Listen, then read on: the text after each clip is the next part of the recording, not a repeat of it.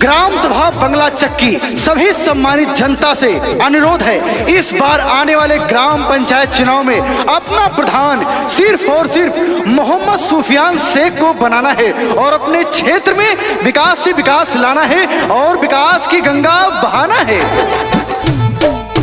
जितावा सुफियान भैया के पर धनिया ना, जितावा सुफियान भैया के पर धनिया ना, पर धनिया ना हो, पर धनिया ना, पर धनिया ना हो, पर धनिया ना। जितावा सुफियान भैया के पर धनिया ना, जितावा सुफियान भैया के पर धनिया ना। सुफियान भैया का वादा है, अगर वो प्रधान बनते हैं तो हर गरीब बेटियों की शादी में 51,000 रुपए का सहयोग किया जाएगा। हर गरीब बच्चों के मुसलमानी में 5100 रुपए का सहयोग दिया जाएगा।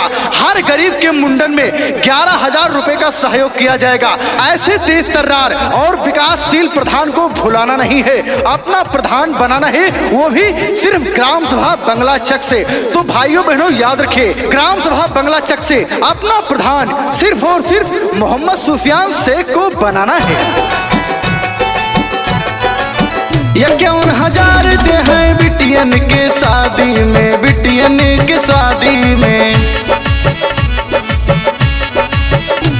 51,000 दे हैं बिटियन के शादी में, बिटियन के शादी में 5100 दे हैं मुसलमानिया माँ चाची अब की जीतावा पर धनिया माँ हो, पर धनिया माँ हो, पर धनिया माँ सुफियान भैया के पर धनिया माँ हो काकी अब की जीतावा पर धनिया माँ।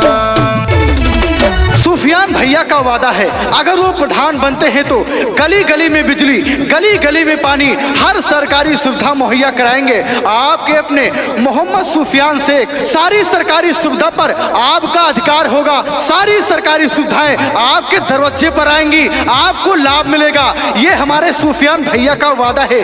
तो भाइयों बहनों याद रखें, इस बार इनको अपना प्रधान बनाना है। ग्राम पंचायत बंगला चक में विकास ही विकास लाना है और विकास की रफ्तार को आगे लेकर के जाना है। जन जन की है यही पुकार, मोहम्मद सुफियान शेख अब की बात। दे हैं मुंडन माँ 11,000 हो, 11,000 हो, दे हैं मुंडन माँ 11,000 हो, 11,000 हो।